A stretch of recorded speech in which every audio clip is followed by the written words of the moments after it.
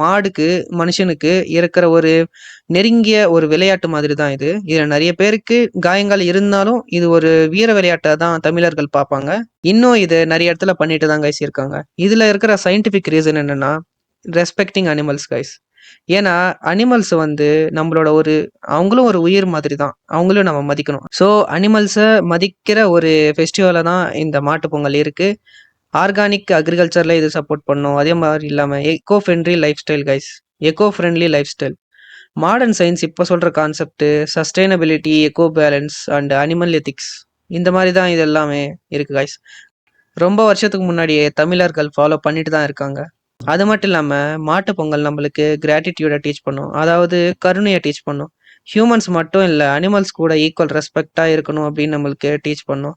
இது ரொம்பவே ஒரு பவர்ஃபுல் லெசன் கைஸ். ஸோ இதோட ஃபுல் வீடியோ நம்மளோட சேனல்ல அப்லோட் பண்ணியிருக்கோம். ஸோ மறக்காம வீடியோவை பாருங்க கைஸ்.